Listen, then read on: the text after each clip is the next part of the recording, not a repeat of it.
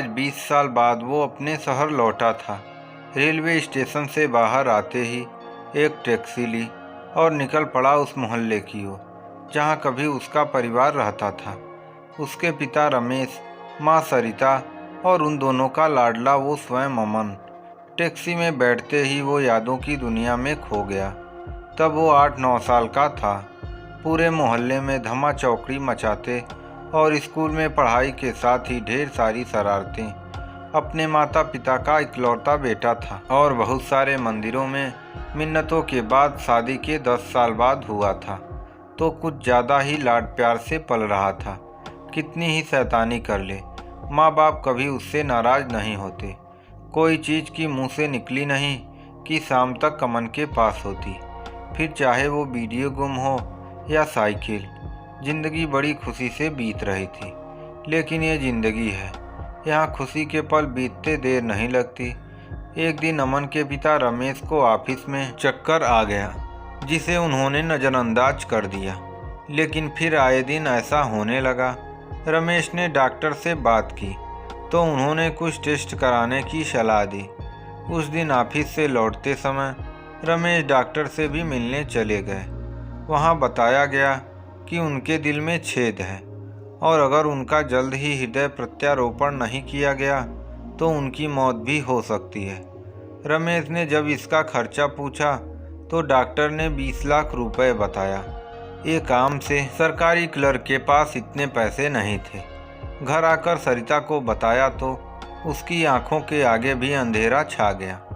कुछ दिन उदासी में ऐसे बीते कि पूरा परिवार हंसना ही भूल गया।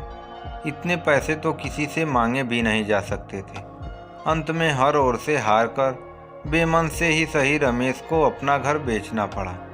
2 महीने बाद एक सफल ऑपरेशन हुआ और स्वास्थ्य तो ठीक हो गया, पर पूरी जिंदगी की कमाई लगाकर जो घर खरीदा था उसे बेचने का गम उनके मन में एक कभी ना भूलने वाला सदमा दे गया था। पूरा परिवार शहर छोड़कर दिल्ली आ गया।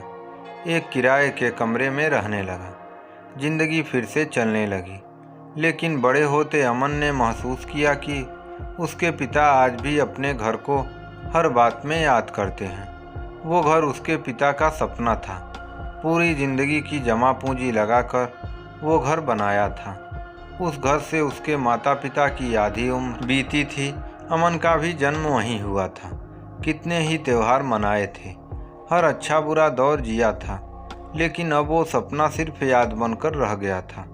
एक रात अमन ने अपने पिता को उस घर के बाहर खड़े होकर ली गई तस्वीर सीने से लगाकर रोते देखा था। अमन का कलेजा कांप गया। उसे समझ आ गया था कि वो घर सिर्फ घर नहीं, पिता की खुशी थी, उनका सपना था और उन्हें वो सपना लौटाना अब मेरा सपना है।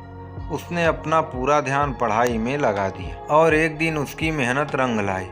वो एक सरकारी विभाग में उच्च पद पर अधिकारी के रूप में नियुक्त हुआ था। इसके कुछ साल बाद ही वो आज वापस अपने पुराने शहर में लौटा था, वहाँ जहाँ की गलियों में उसका बचपन बीता था। तभी टैक्सी एक घर के बाहर आकर रुकी और एक झटके से अमन अतीत से वर्तमान में आ गया था। ये वही घर था जहाँ अमन का बचपन बीता था। कितनी ही बातें उसे याद आ रही थी। पड़ोस वाले राजेंद्र अंकल, जिनके आम के पेड़ से चोरी छिपे आमियाँ चुराना, मिट्टी के खिलौने बेचने वाली लाल चुनरिया ओढ़कर आने वाली सरला काकी, बुढ़िया के बाल और आइसक्रीम बेचने वालों के पीछे दौड़ लगाती उनके दोस्तों की बड़ी सी टोली, कुछ जाने पहचाने चेहरे, थोड़ी दूर वाला चौराहा और वहाँ लगी महाराणा प्रताप की मूर्ति, जिन्हें घोड़े पर बैठे देखकर अमन भी बड़ा होकर घोड़ा खरीदने के मंसूबे बनाता था। चेहरे को धूप से ढकने की कोशिश करते बीरेन काका, जिनके शरीर और आँखों के साथ शायद याददाश्त भी कमज़ोर हो गई थी, फिर भी दिमाग पर जोर डालकर अमन को पहचानने की कोशिश कर रहे थे। चंद मिनटों में वो पूरा जीवन एक बार फिर जी गया था। अच्छी बुरी सारी यादें किसी चलचित्र की भांति उसकी आंखों के सामने घूमने लगी थी। थोड़ी देर मंत्रमुग्ध सा खड़ा अमन मानो इस समय से होकर भी इस समय में नहीं था। चेहरे पर हंसी, हैरानी, दर्द, आंसू, साहस, उम्मीद जैसे सभी भाव एक के बाद एक उसके चेहरे पर आ रहे थे। फिर उसने किसी तरह खुद को संभाला। इस घर को देखकर अमन ने अपना फ़ोन निकाला। घर की फ़ोटो, माँ बाप के लिए 2 रिजर्वेशन वाले टिकट्स और घर की रजिस्ट्री के कागज़ पिता को व्हाट्सएप किए। फिर अपने पिता को फ़ोन किया। पापा, बचपन से आपने मेरी हर ख्वाहिश पूरी की। आज आपको कुछ देना चाहता हूँ। व्हाट्सएप खोलकर देखिए। जल्दी से आप दोनों यहाँ आ जाइए। आपका घर आपकी राह देख रहा है। 20 साल बाद अमन ने आखिरकार वो घर खरीद लिया था। ये उसकी ओर से पिता को 65वें जन्मदिन का तोहफा था। खुशियों और परिवार की घर वापसी आज पिता पुत्र का साझा सपना पूरा हुआ था। इस कहानी से हमें यह शिक्षा मिलती है कि आज भी ऐसे पुत्र हैं जो पिता के सपनों को अपना सपना समझते हैं और उनके साथ कदम से कदम मिला के चलते हैं। आपको ये कहानी कैसी लगी, कमेंट बॉक्स में ज़रूर कमेंट करें।